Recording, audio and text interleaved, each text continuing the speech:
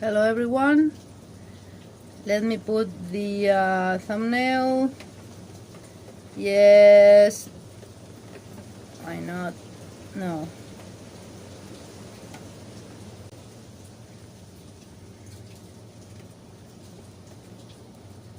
Is anybody out there? Yep. This is Pretty Astro on a stormy night here in South America. And I thought I would make a quick live. Yes.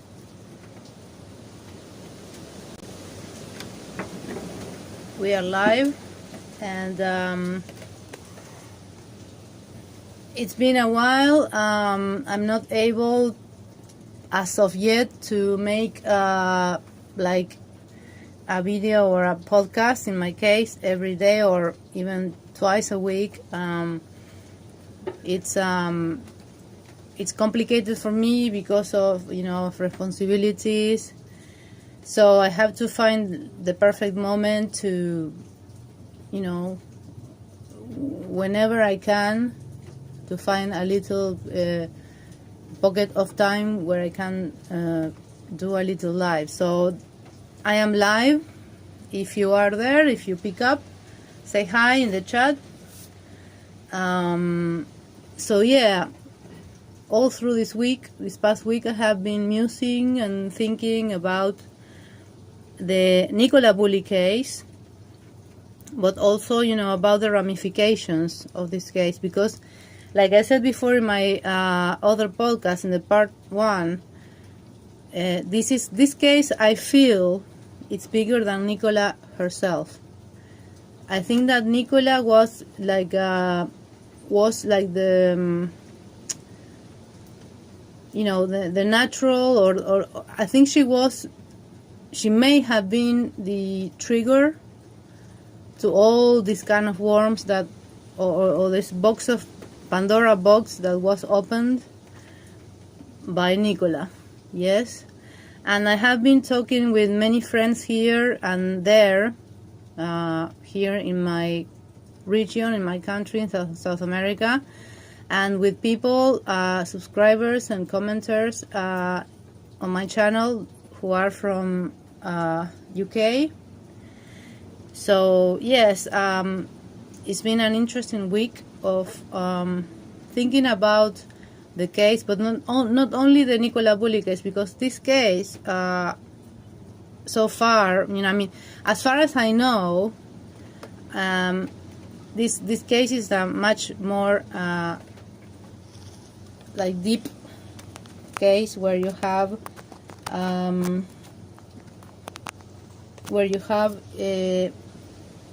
criminal gangs, money laundering, possibly, and where members of the government are implicated, yes, are involved.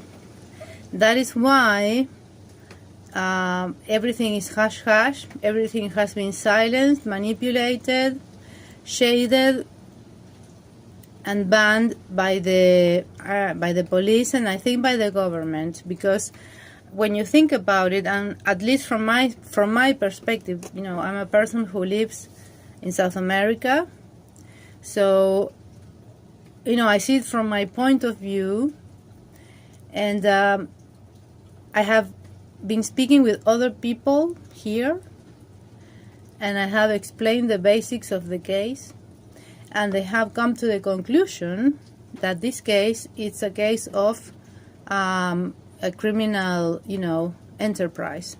Yes. So you have, from on one side you have the practical criminal, the potential possible criminal enterprise, and from the other side you have the esoteric, which is like the hidden language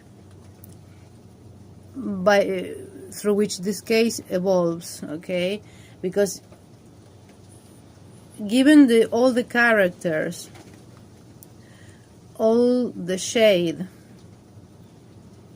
by the police, by, you know, the people in the village of Saint Michael on the Wire, and, you know, and when you have also the media, the big media connection, like Channel 5, the BBC, you have the caravan people, you have Nicola's father, who is the, you know, he owns a company of fleets, you know, like I think that they're fleet, like sea fleets, like, you know, they work with boats and on the sea, on the ports. Correct me if I'm wrong, but having seen the company data, which is public, you know, for me that's another piece of the puzzle.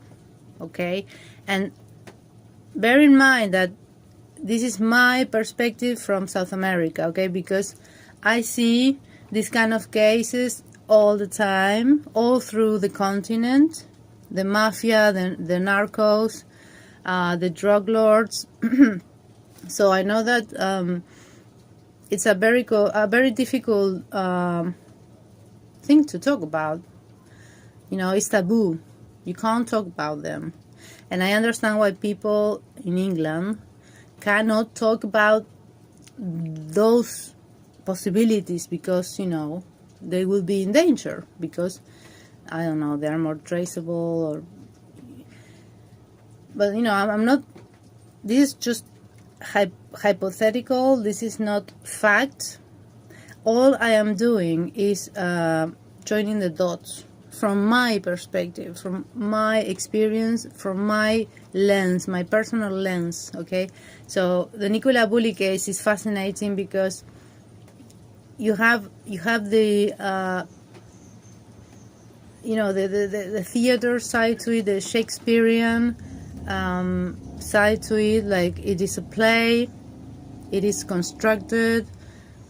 You have all the characters, you have greed, you have lust, you have betrayal, you have cover-ups, you have power, money. And I think this is very much the case in the Nicola Bulli case. Okay? So, if you are there, people, you know, stop and say hi. I'm going to try to see if there's, because I'm streaming from this software and I'm not sure if I can see messages. So yeah, I'm going to log on to my YouTube account to see if I can see the messages. But anyway, hello everyone. This is Gritty Astro, always talking about the gritty stuff, the dark stuff, the stuff that is beneath the ground, the stuff that is hidden, okay? And yeah, I mean, the Nicola Bulli case, it's like I think she was the trigger for something much bigger, much more sinister. Because I understand lots of people think that this was just like the motive. If there was foul play, the motive was betrayal, jealousy, you know, lovers, yeah, lust, money. I think money is a big factor in this case, and I'm going to explain why I think that. Let me just log in. Say hi if you want to say hi.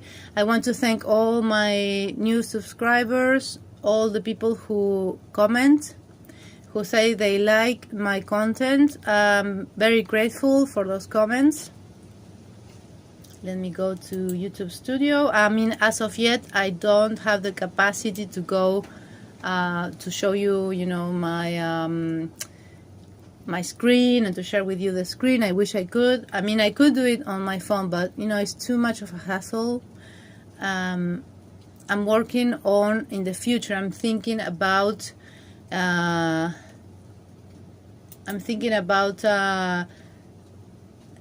getting a better equipment, a better a PC, and yeah, that's the idea. But those things are very expensive. Yep, I'm going public now because, yes, actually this thing is unlisted. My bad. Okay, it's my bad. Yes, let me see. Oh god. Público, yes, public. It's public now. So yes, hello everyone. I have started this 11 minutes ago. It wasn't published. Now it's public. So now you can say hi if you are there, and if you catch it, if you catch up to my live. I want to say hello everybody. Good evening. It's a very stormy, creepy, cool evening here in South America. It's very windy. There's a storm. There's rain, there's wind, there's thunder.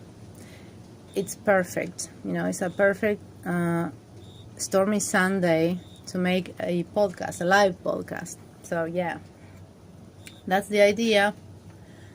So yep,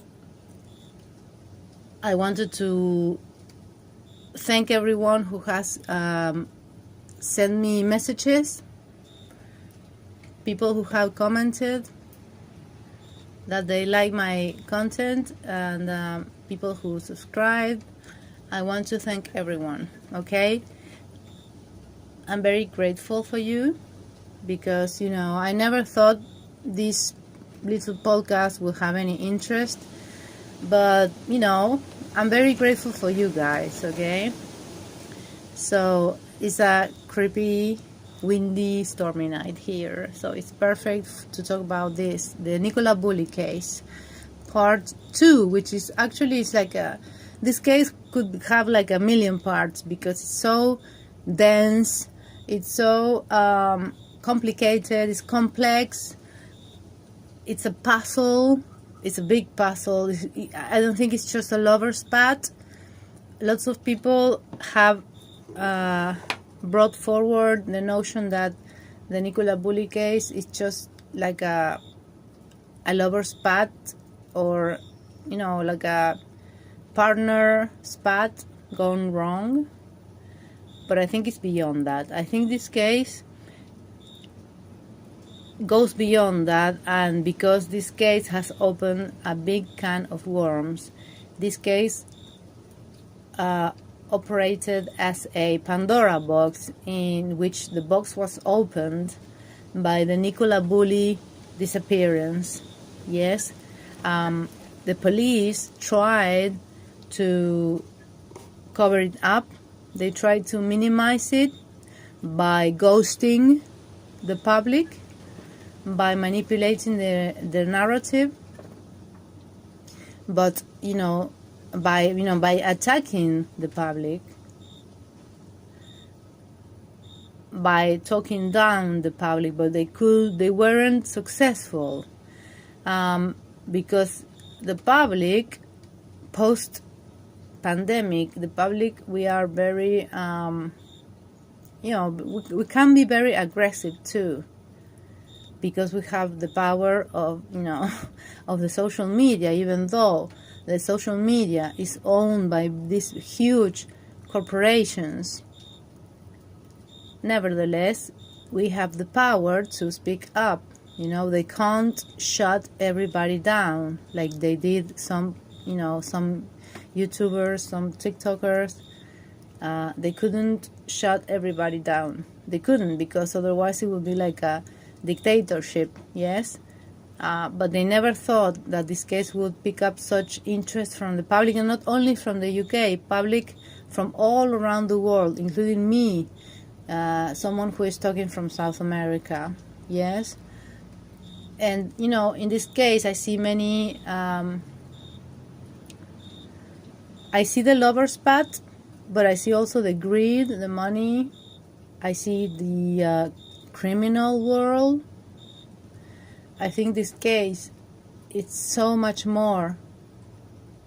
And Nikki Bully she was the trigger. She was the, yeah, she could have been the, I'm not sure that the word, you know, collateral damage, or someone who pays for another. You know, there are many avenues to this theory, okay? Because that's my main theory by now, that it wasn't just like the spouse or the partner who took her out, you know, took care of her because of problems within the household. Some say it's because of, you know, the lover, the possible lover, Emma. Yes, that is a possibility, because I see all the ingredients of, you know, lust, betrayal, money, greed, power, yes. But when you use lateral thinking, when you think it's outside the box, and you see it from outside, yes, when you see it from outside, yep, you see that this case is not just a lover's path, it's not just jealousy, it's much more than this. I think there's criminal enterprises here at play. I think there might be also I think even the you know, the government intelligence could be involved in this case. I really do. Yes, I really do. Because you see the police who is being shady. You see how they did Peter Folding. They used him as a pawn to their game.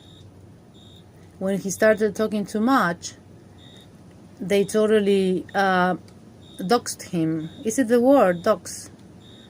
Or did they, like, is it cancel or doxing? But they definitely ruined or damaged his reputation, Peter Folding's reputation. And when I saw that, that was one of my first big red flags from the police. I mean, I had seen red flags from Paul, from Emma, but from the police, that was one of the first big red flags that were, you know, in your face when they did Peter Folding dirty. They used him as an scapegoat because he knew, I mean, first there was a resistance from the part of the police. There was a resistance to bring in Peter Folding, and when, you know, there was pressure, so they had to bring in, they had to allow Peter Folding to do the search, the, you know, maybe more professional search, because he had all the best equipment, and he searched that stretch of the river thoroughly with the best of technologies, and he didn't find Nicola. People tend to forget. That is one thing that I see in you know, in this world, you know, people tend to forget the recent past. People tend to forget or rationalize the fact that Peter Folding was made an scapegoat by the police and by Paul Ansel, because Paul Ansel supposedly wanted Peter to find Nicola as soon as he could. He supposedly wanted him to find her, but he insisted that she wasn't in the river. So when you insist that she isn't on the river, I think this was after Peter Folding searched the river and didn't find her. But Peter Folding is one of the biggest keys in this case. In seeing this case from outside, it's like you have to be like a bird, flying over the case and seeing it from a distance, and seeing all of the pieces available. And one of the biggest keys for me is Peter Folding. He's one of the best searchers for bodies in the water, and he's a successful one at that, but he didn't find her. And he insisted that she wasn't in the river. Yeah? And he even said that he suspected that, she could, he said that, all the phone and everything was left there as a decoy, just like Paul said afterwards, right? I don't remember the dates well, but I think Peter Folding searched for her before Paul gave his second interview. Correct me if I am wrong, okay?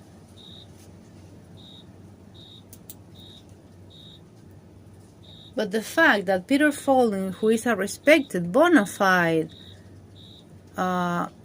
water searcher, he searches for bodies in the water with specialized equipment, expensive equipment, and he couldn't find her. And he wasn't told that she may have been suicidal. Yes, which is why that's another huge red flag from the police and from Paul Ansel, the fact that they released this private, sensitive information. This information can't be revealed just like that because it's medical information. It's protected by the law, but they chose to. And that's another one. That's another key for me. Another huge red flag. First, you have Peter Folding, who was made an scapegoat. He knew she wasn't there, and he knew he hadn't been told all the things he should have been told in order to search for her appropriately. Paul didn't tell him. The police didn't tell him. Why? Why wasn't he told that Nicola had these vulnerabilities? Which, by the way, I doubt.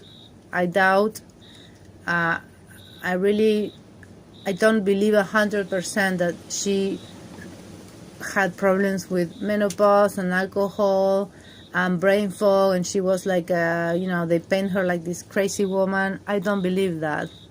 I believe,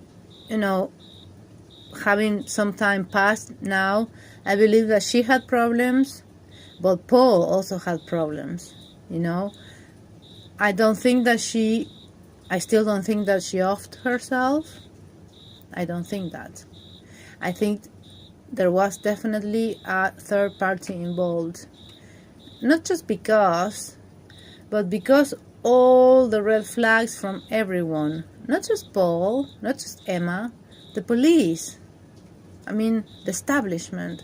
When you have red flags from the establishment, it's like, from my perspective, I live in South America and all the governments here are corrupt to one degree or another. So, yeah. The police is shady. The police is involved in something there. So then you have, Peter Folding, which was made an scapegoat by the police. You have the police, the shady police, looking down, talking down the public, admonishing the public, prosecuting the public as if they were, I don't know, like Mussolini or Hitler or whatever. I mean, come on. And you have the release of Nicola Bulley, supposedly vulnerabilities, alcohol, menopause, whatever that means, by the way. I mean, I am her age, and I might be menopausal, but I'm not crazy, I'm not out of control, I'm not out to off myself. I will never do that, especially, if you have a family. I mean, it doesn't make sense. I mean, you have the Paul Ansel, who had like different shell companies, like fake companies, who is supposedly an engineer that, for me, from my point of view, correct me if I'm wrong, but I think he's just a glorified electrician. And I'm not insulting electricians, but he is the fake one. He is the phony. He comes off as a phony. So I can't help but notice those things. I mean, he makes himself look as if he's like this, like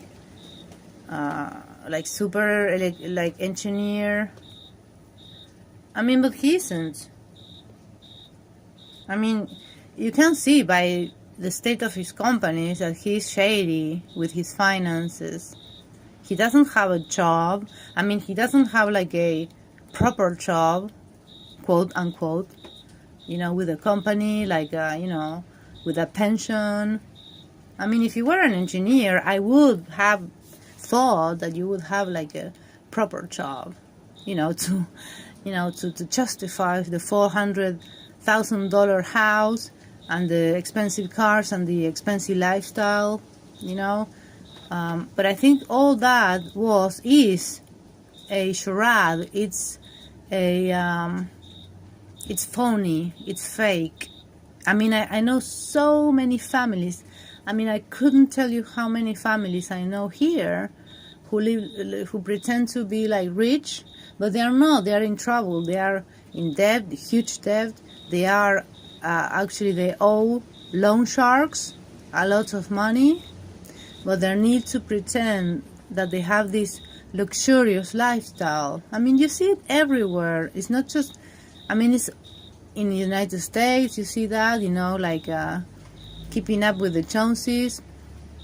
It's creepy that people are still doing this. And I really think that the Ansel household was like that. It's like, if you look at the history, search the internet, folks. Search Paul Ansel. He has a shady and checkered past. He used to be involved in one of these websites, these get-rich-quick schemes, that they have this rich philosophy, which is like so, I mean, it's very, very, it's fake.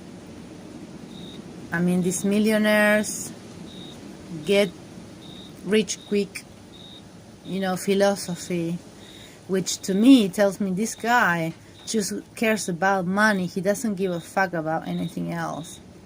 I mean, he's greedy. And I wonder if Nicola was like that, because if she was with Paul, I mean, I will never be with someone like that. I mean, if they were in that kind of situation, get rich quick schemes, get rich philosophy, I would never, ever be with someone like that, involved in that, because those kind of people are sick. They are phonies. They don't know who they are.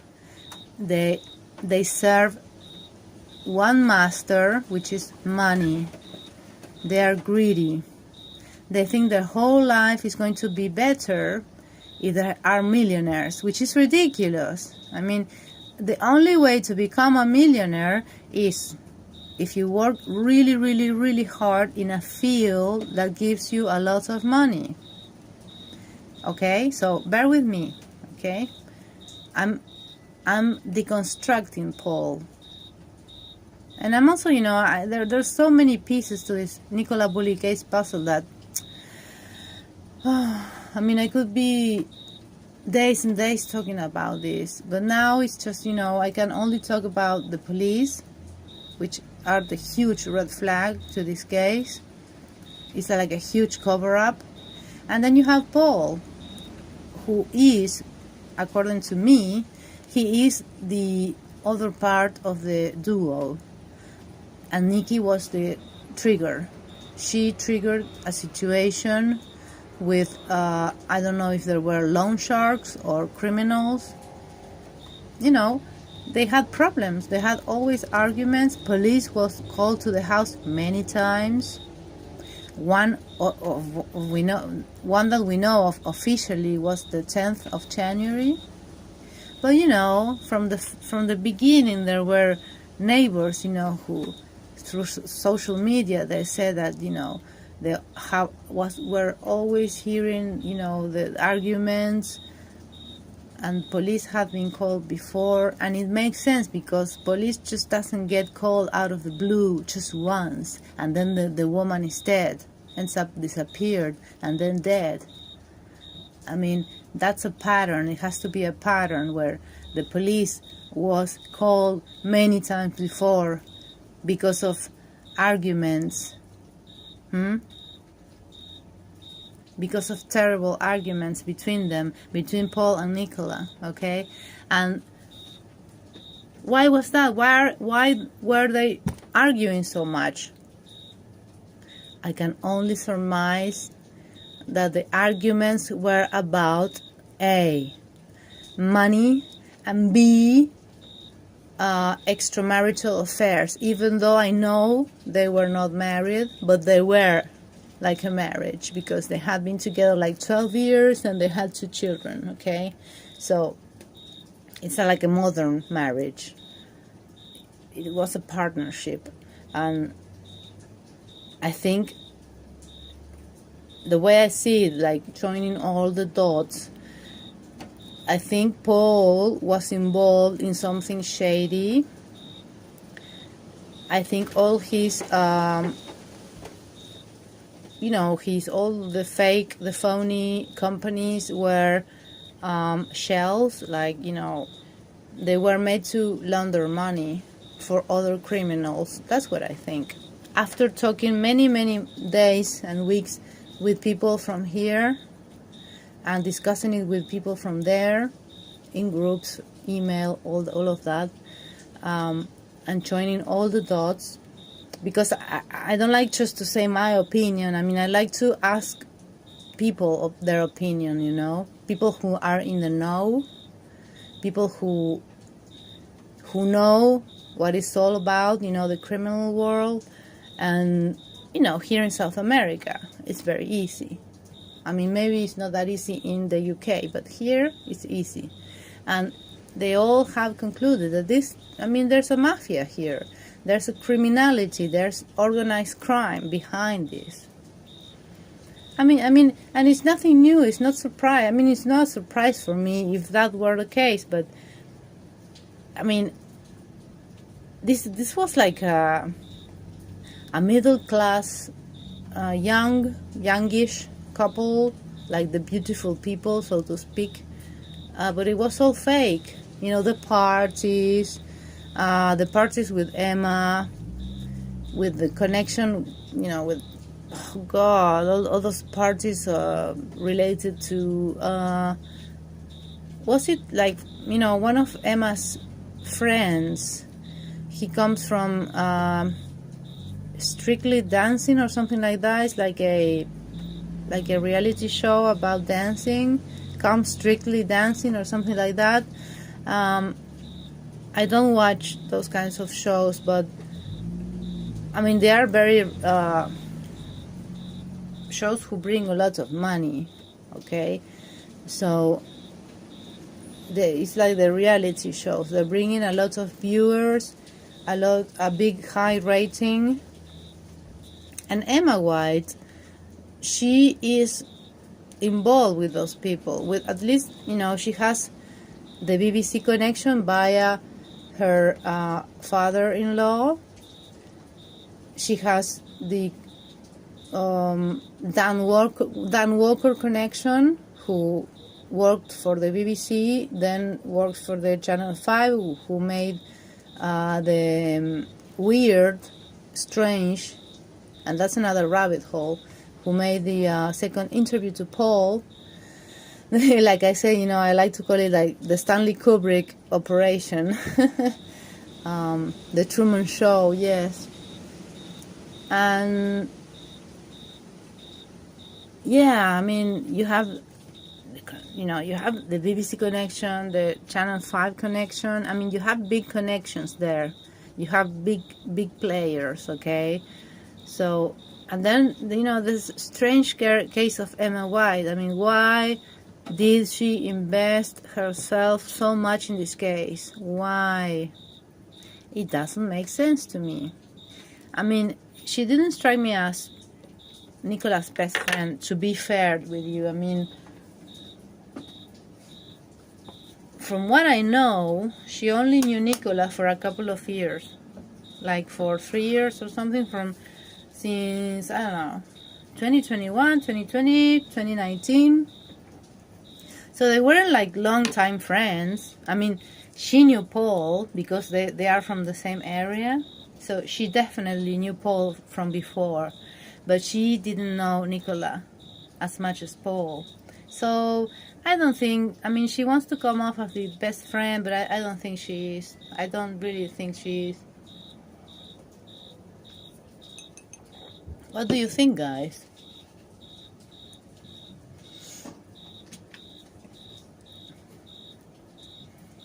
There are many prongs to this case. There are many points to the star, and they are all shady. Do I think that Emma had an affair or has an affair with Paul?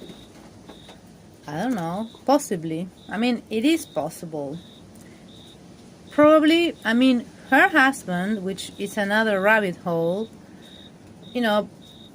works in London all day, every day. So, does that mean that Emma was alone and needy and she reconnected with Paul? Could that be possible? Given that she involved herself in the case so much, being like the PR queen, doing so many interviews, organizing everything. She organized everything, from the interviews to the the billboards, the cardboard signs looking for Nicola.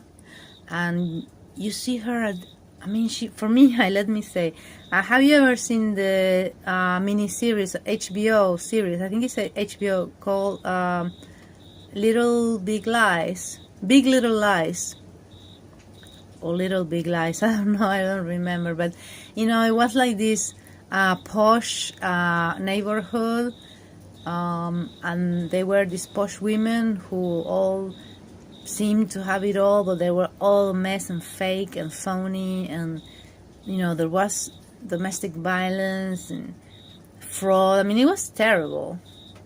There was betrayal.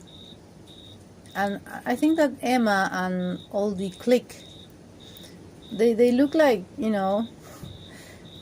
Big Little Lies or Little Big Lies, the series, with Nicole Kidman and Reese Witherspoon. Yes, I remember I saw those series and I really liked it. I mean, I can't stand the posh it's like they painted like this, like a bubble world, which, by the way, it exists. These powerful elites live like that. But, then they make this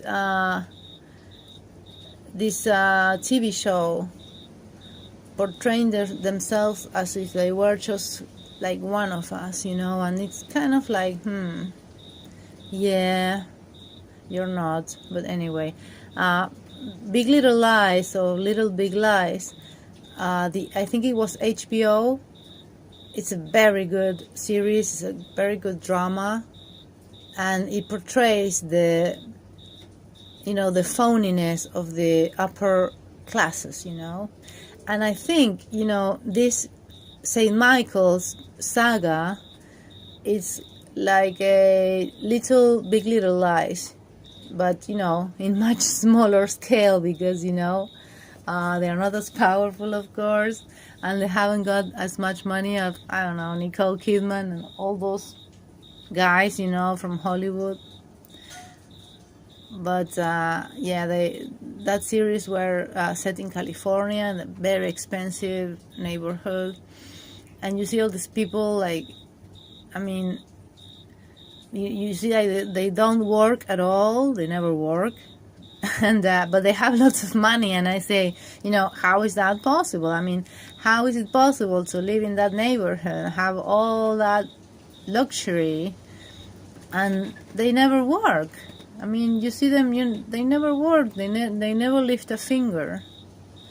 And it reminds me of the Nicola Bully case, because Paul pretends to work, like, oh, I'm an engineer, and, and he does have, a $400,000 house, and, and expensive cars, and so on the outside, he seems like this rich guy, this upper class, but he isn't. He isn't. I mean, I think Nicola was the one who had any money or any safety net, money-wise, because of her father. He owns, that big company who moves stuff, from imports and exports, and I think it's fleets. So, I think he's the one with the money, and I wonder if she was daddy's girl. Like, I wonder if he paid for much of their lifestyle. I wonder that, But Paul, I mean, why does he have all those shell companies? Why does he pretend to live in this Big Little Lies world, as if there were, I don't know, Beverly Hills or something? But, they're far from it. I mean, they're far from it, really.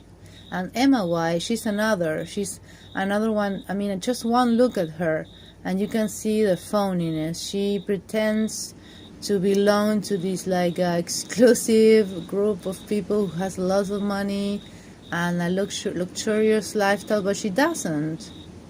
I mean, you don't have to dig deep to see that. And her husband, oh my God, that's another piece of work. He reminds me of have you seen Succession? Another very good series by HBO. He reminds me of a poor man's Roman Roy. Oh God. Doesn't he remind you of Roman Roy? I mean, he's such a freak. I mean, what's with the tongue? I mean, you see all the pictures of this guy. He's always sticking out his tongue. It's so disgusting. Jesus. I mean, no offense. I mean, but it is disgusting. I mean, he looks like Roman Roy, like this perverted guy, this spoiled, perverted. Oh dear, it's terrible. That's Emma's husband, and he has the BBC connection. Oh dear me, does he have? He's the son of a famous BBC presenter. Yep. Stuart White. But this guy, Emma's husband, Ed White, he works as a manager to 2 unknown hotels in London. I mean, if that doesn't scream shady to you, I don't know what does. I mean, from my point of view, that's money laundering all the way, okay? So yeah, I mean, that's just one of my many hypotheses, connecting all the dots. All of these people are in shady business. And Emma is super shady. I think she was, from my woman's point of view, I think she was, I really don't think, from the energy he emanates, I don't think she was truly Nicola's friend. I think she envied Nicola because, Emma, she seems such an attention whore, It's too much. I mean, you can't make that up. I mean, it's like from a story, like from EastEnders or something like that. This Emma, she looks like a peasant. Sorry, I mean, it's just my opinion, okay? I'm a very direct person. I'm sorry if I offend you, but she looks like a peasant. No offense to the peasants, I come from peasants too, like part of my family anyway. My great-grandmother, she was like a woman from the countryside. She was a native. So yeah, I mean, it's not, but this woman, Emma, she's phony. I mean, just own up to your history, I mean, she doesn't even know how to talk. She doesn't even know how to write properly. I mean, have you seen her posts? I mean, I'm not even English, and she, makes these horrendous grammatical errors, and, I mean, even I can spot them. And she pretends to be rich. Come on. I mean, I wonder if, I can't believe she finished school, to be frank with you. And how did she manage to land this guy, Ed White? Haven't you, asked yourselves that? I mean, can't you see the shadiness? I don't know, it's like,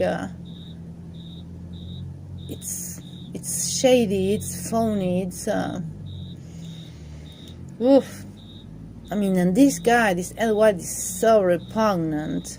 It's repugnant. I mean, what is that with the tongue? Always sticking up his tongue, as if he was like a psycho 5-year-old. He looks like a man-child, really, he does. And, and Emma, she acts and looks like this control freak. She looks like a, how do you say, like a climber, like a social climber.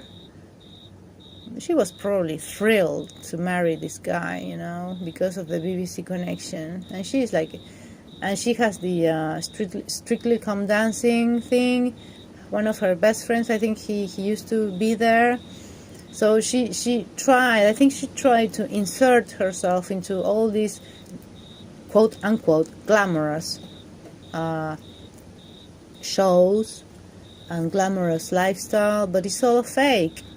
It's fake. Where does the money come from? Not from work, I assure you. I mean, really, you're a manager of 2 shady, unknown hotels? I mean, what? Yeah, right, whatever. I mean, I told someone here about the hotels, and he said, that's money laundering, because hotels are the best thing for money laundering. And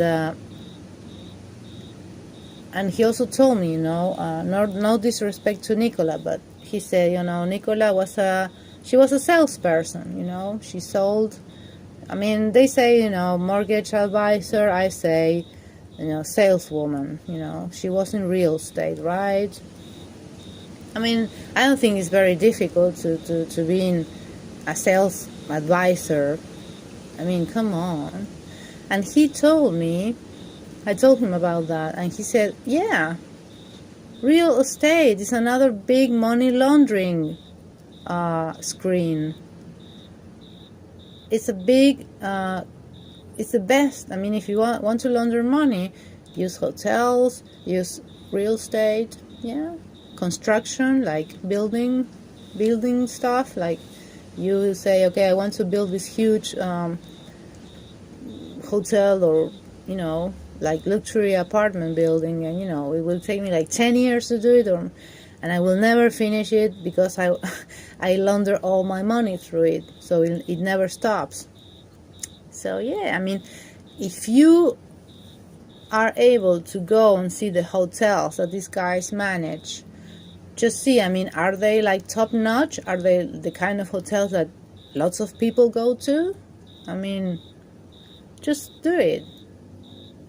I think it's like a screen, a screen to, like a cover.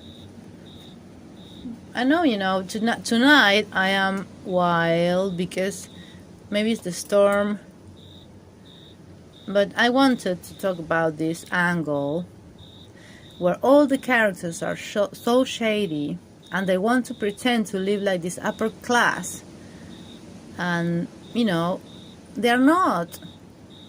Look at Paul. I mean, look, he used to belong to this website, this money get quick rich scams, and just look for it. You will find it. This guy is greedy. He just wants easy money. He doesn't want to work for his money. You don't get to be a millionaire without some hard, dirty work. You can't. You can't just go to a seminar and get rich. That is all scams. It's impossible. Yet, many people who are greedy but don't have the talent to make it happen, they fall for these get rich quick scams. Yeah. Paul was doing that years ago. An easy engineer? Come on. For whom? I mean, at least where I live, if you say you're an engineer, you work for a company like full time, you justify your salary. I mean, yes, you have a big house, a nice car, a nice vacation at the end of the year, but you work for it. You have to work for it. You have to have a full-time job. I mean, this guy, what work did he do all day, every day? He didn't do anything. Think about it. He was, the day Nicola disappeared, come on. I mean, does he strike you as a hard worker, like a full-time worker? I don't think so. I mean, as an electrical engineer, come on. It doesn't make any sense. I mean, how does an electrical engineer work from afar, like from a distance from your computer? Doesn't make sense. I mean, an engineer has actually to be in the sites. He has to oversee. He has to. People say, oh, he did AutoCAD. Okay, yeah, whatever. I mean, come on. I mean, even if he work from home all day, which I don't believe, because I just don't believe it. I mean, how do you make so much money just from working like a few hours as an engineer, and have that house and those cars and that lifestyle, that supposed lifestyle? No, he didn't. I think how can you predict how a person is? Just look at his history. Look at their history. I mean, if you want to know how a person, who someone is, how they are, their personality, their traits, just look at their past. That's the best indicator for present behavior and for future behavior. This guy, I mean, he's 45. Come on, people. He's 45, and, he was in this get-rich-quick schemes. He only cares about money. I mean, I don't see him as a hard worker. I mean, if he was a hard worker, he would be like working full time as an engineer for a company. I mean, he wouldn't have all these shell companies. I mean, come on. And Nicola, I mean, I don't think her salary justifies the big house and the cars and the lifestyle. I really don't. I think they were in deep shit money-wise. And I think her father could have saved her and the girls, but he strikes me as this proud prick, you know, like, oh no, you know, I won't let your father support us. I think her father was supporting them, and he was just this deadbeat dad. He's like a deadbeat, but he wanted money, you know, he wanted money. Just like Emma White loves money. She loves money. I mean, just what was it like 3-4 days into her disappearance, and Emma White made a GoFundMe for £100,000. Who does that? Who? I mean, why would you need £100,000 to find your friend? I mean, it doesn't make any sense. Why did she do it? Because she wanted the money. Because she's greedy. She's a greedy little girl, and you know, she's like that, and Paul's like that. So you just, you know, simple addition, simple mathematics. They are both greedy. Do they have a connection? Are they lovers? Possibly, yeah. I don't know. I mean, they are they're the same kind, you know. They are cut from the same cloth. It would seem, you know. But you know, she's married to this shady guy, he looks like a man-child, like Paul. I mean, she likes man-childs. It's like man-children. She likes men who. I mean, she likes men who act like children. It's like very disturbing if you think about it. Oh God, you know.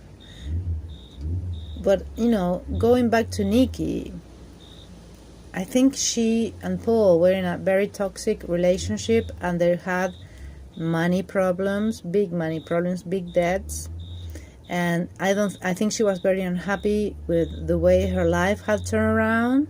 And yes, I admit the midlife crisis is a bitch, but it don't drive you to suicide. I mean, not if you are. I mean, if you have a family, if you're a parent who can't give you money, if you have your 2 beautiful children, you know, and you have a nice life, you don't just off yourself. I mean, at least not where I come from. Not where I come from. Yeah. So something happened. I mean, what? Some people tell me that I think, you know, we reached another theory that she discovered Paul had an affair, and that was like the last strike for her. She was so done with him. And she started screaming, and she started rowing with him, one of the many rows. And I think she either threatened him with being a whistleblower for his criminal activities, for his money laundering, and she had to pay the price. That's one possibility. That's one realistic possibility. And she was abducted because she had this routine, you know. You knew where she was going to be at a certain time in the day with Willow, you know. And so she was abducted, and, you know, she was taken care of in a professional manner. And that is why the coroner is going to say, yep, accidental death. They're not going to find anything that shows a third party involved, because these guys, I mean, these criminals are very professional. I mean, it's very easy to kill somebody, you know, without leaving a trace, especially if there's a river involved, especially if there's water involved, and no witnesses. As in this case, you have no witnesses of what happened to Nicola, just speculation. Yes, so I think they have a big row. You can see that that view is justified on the CCTV that Paul released to this channel, then whatever the name is, the woman.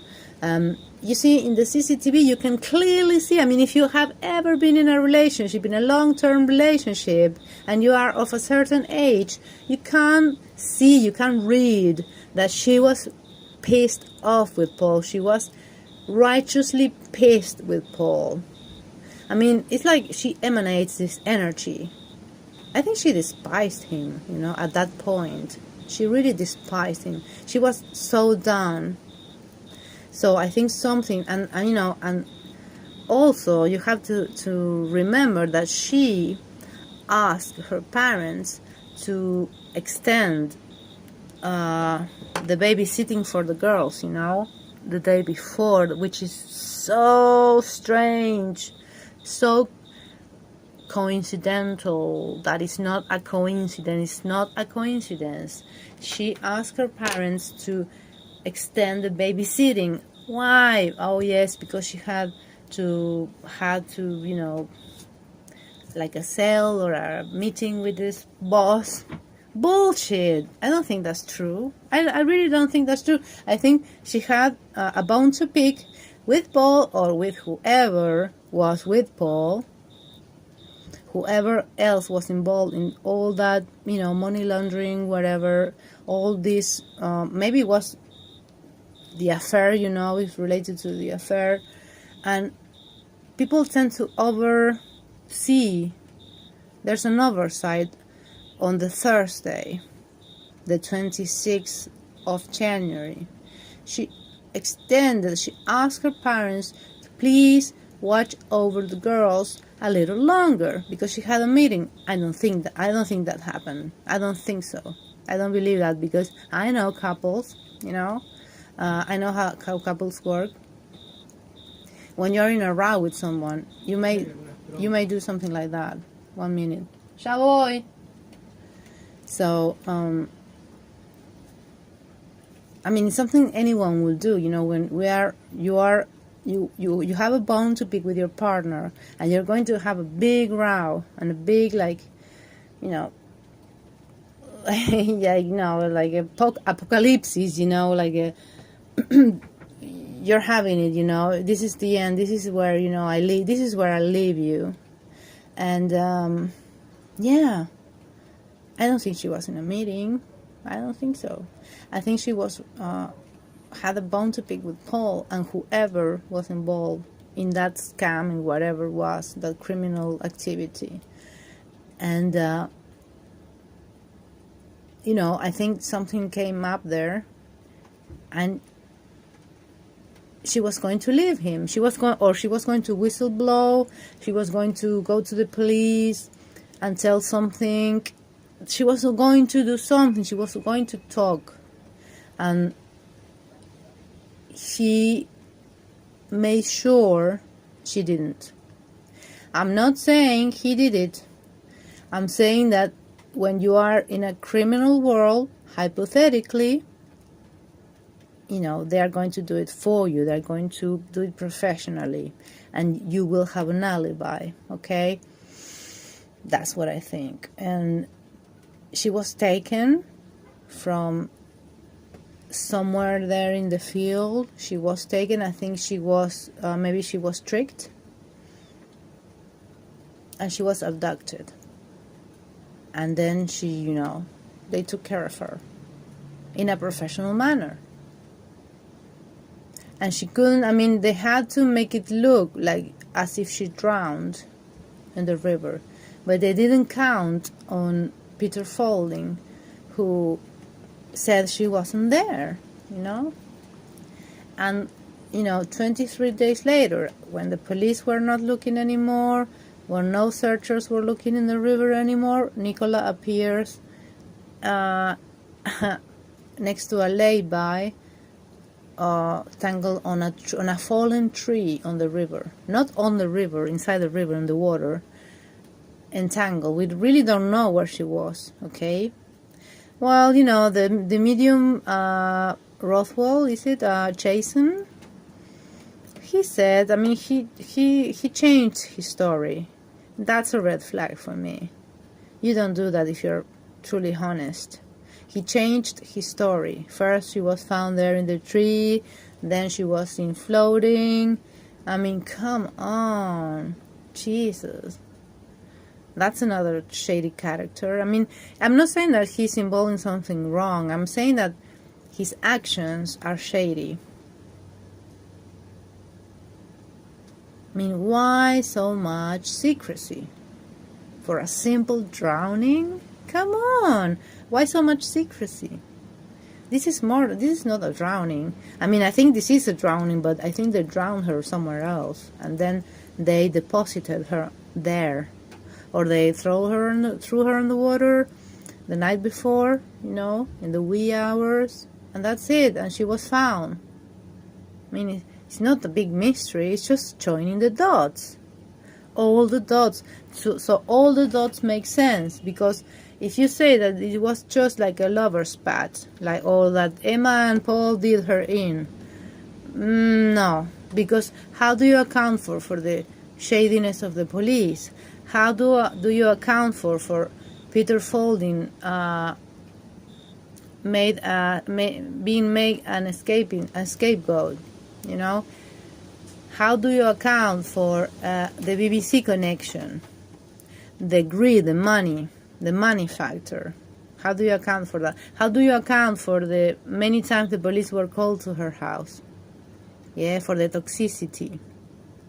How do you account for the fact that Paul has no job, and yet they have this lifestyle? How do you account for that? The money has to be a factor. The greed, the debt, the criminal implications. Yes, the money laundering, the connections. I mean, if they have those connections, it's easy. They have connections to the police as well. Because the police, I mean, they only need one person in the police to be connected to make it work. That's how corruption works, okay? That's how criminality within the government, within the police work. You don't need all the police in on it. You don't need all the government in on it. You just need a couple of guys or gals who like money too much, who have too many debts, you know.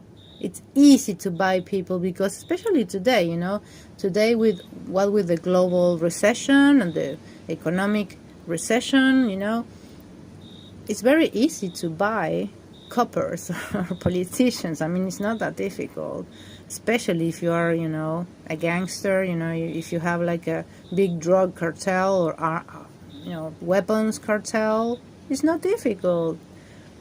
I mean, money can buy everything, especially corruptible people like the police and the government. You know, for me, they are naturally corruptible. You know, not all the police, not all the government, of course, but, you know, there are always people there who want more money and more power. So they will accept to be bought by the big, you know, criminals, the big mafia. And I think Paul was, you know, connected to that. So yeah, and I think Emma is greedy, and I think she involved herself so much in the case because she has something to do with it as well. I think she has a connection too with this money laundering, maybe herself, maybe her husband, I don't know. It's all speculation, okay? It's all a theory, because I need to make all the red flags, all the dots to connect. And they don't connect if it's just like a jealousy, a lover's plan to get rid of Nicola. It doesn't make sense if it's just that, because you see all the other red flags, you know. So yeah, and that's, you know, that's a pragmatic theory, you know, like the realistic with, you know, boots on the ground. And, you know, with regards to Paul, you know, Paul could also be working for them, you know. Obviously, I mean, for me, the most obvious is that he was laundering money. He was the one who made different companies like shell companies to launder the money for this big, organization. And yeah, he was involved. And he's afraid. I mean, he cannot talk because if he talks, he goes to prison, or worse, he's whacked by the mafia. Yep, I think something like that. And you only have to see the past. Go to the past, folks. Go to the history. Read the history. If you want to know how a person is, just go to their past. See how they used to be in the past. That's probably how they are now. And it totally explains, Paul is greedy. He just wants money.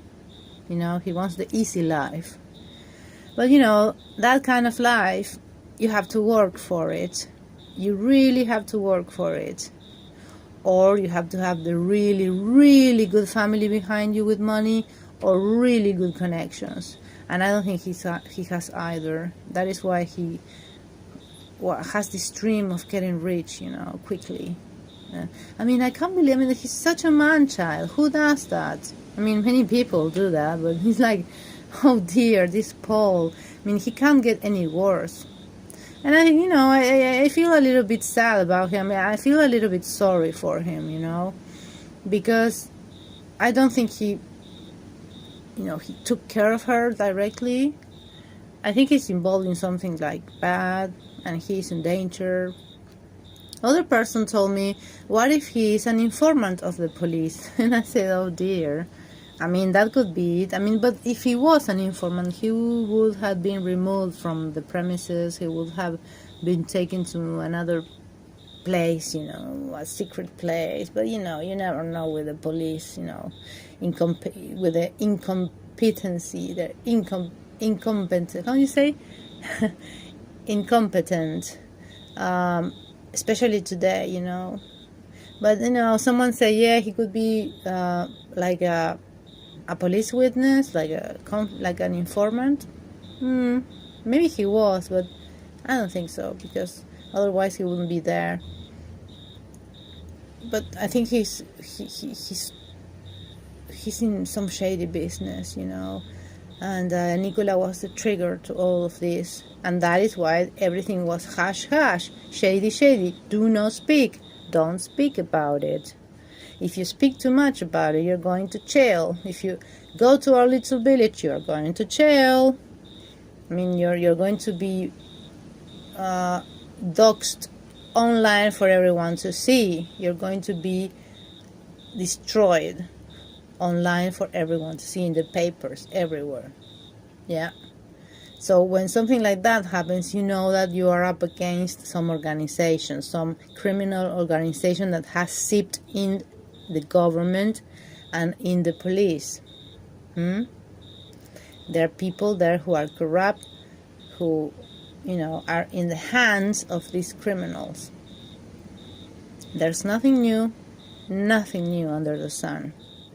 So, yep. And then you have, the other stuff, like the esoteric stuff, the keywords, which are very, very important for me anyway, because they help me, open my mind and just explore other explanations that do make sense. Not that just, she offed herself, or she just an accident, or it was just a lover's spat. No. Yeah, that's the official narrative, that she offed herself, that she was crazy, that she was like fucking around and she had an accident. That's the official narrative by witnesses who we don't know who they are, who are shady people, like the people from the caravan lot, those people are very shady as well. Very shady. The grandsons, oh dear. Just just research them.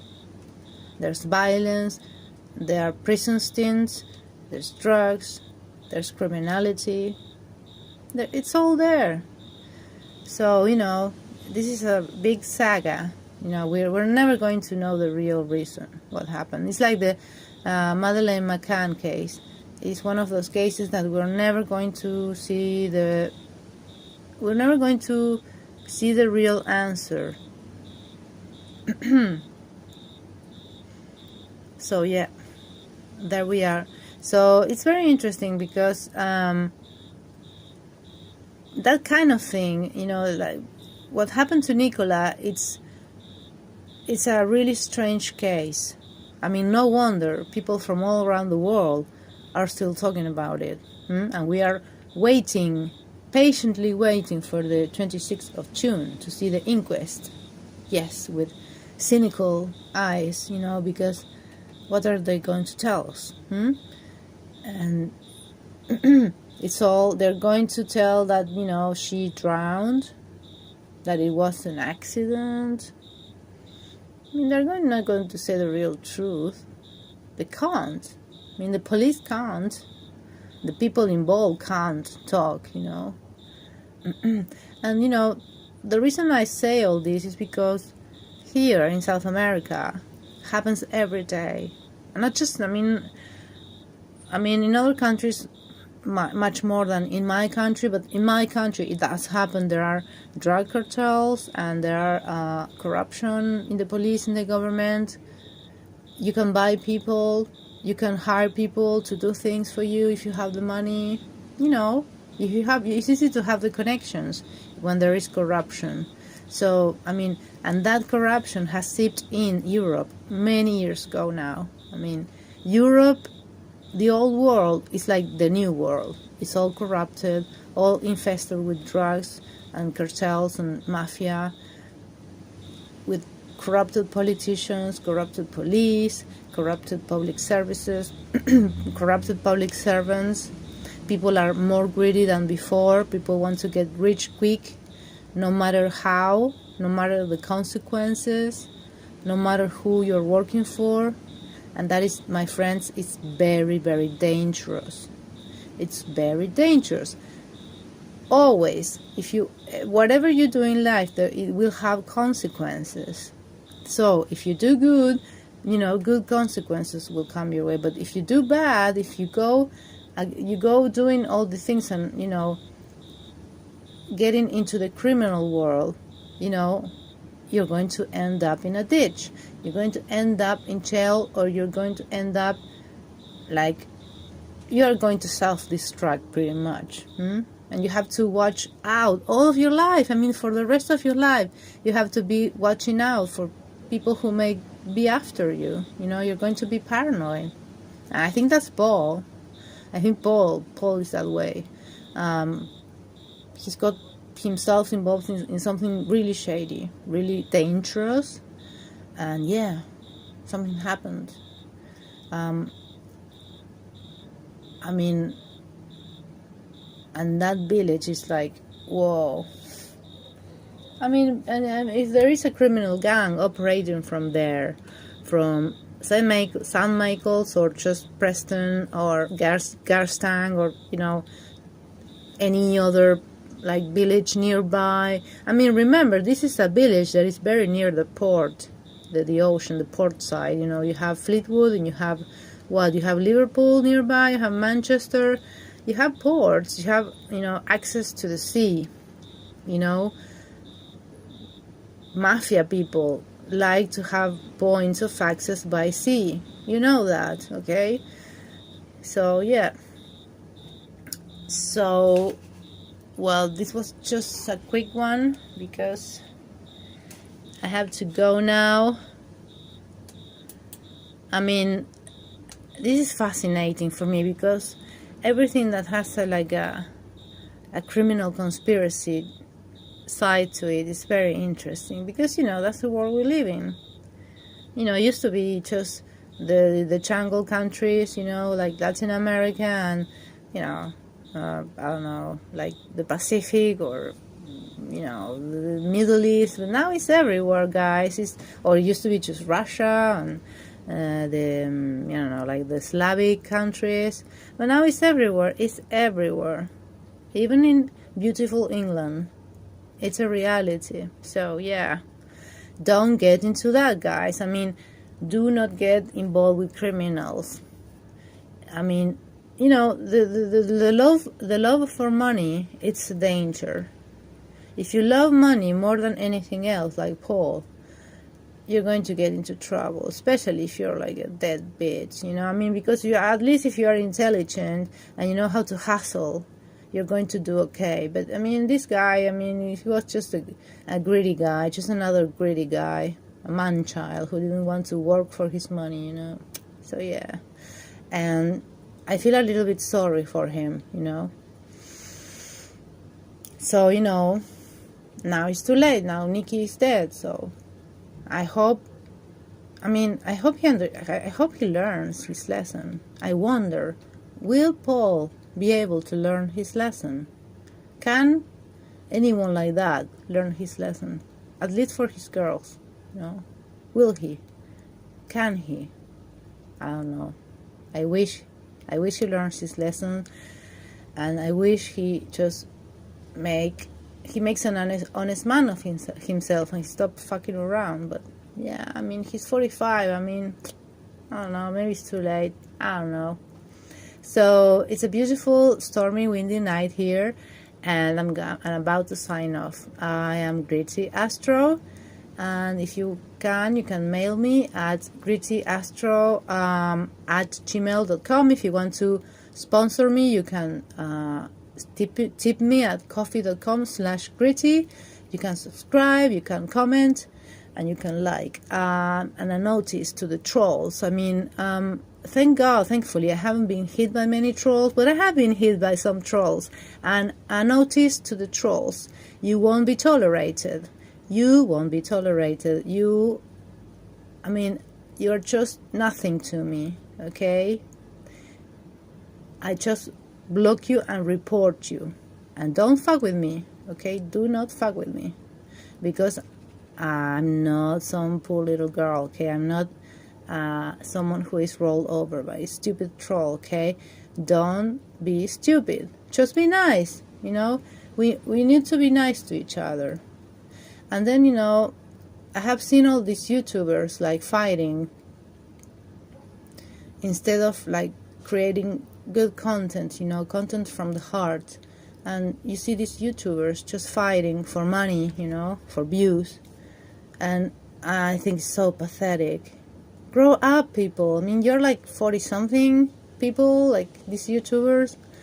I mean, they're not teenagers. They're 40-something people and 60-something people.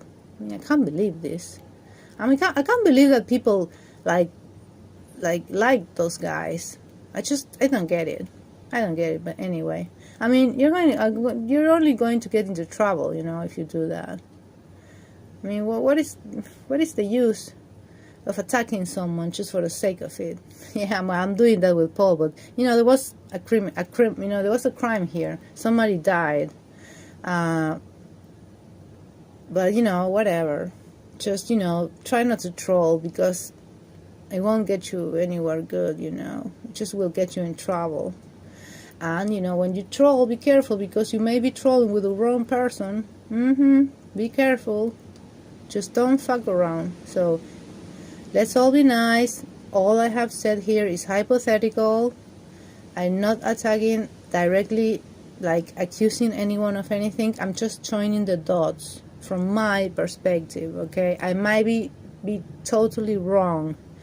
This is just it's not even a truth, it's just one hypothesis, okay? So, yep. Have a great night.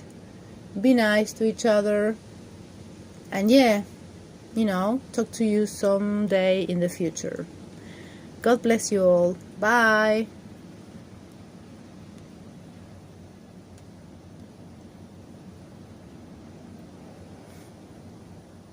See.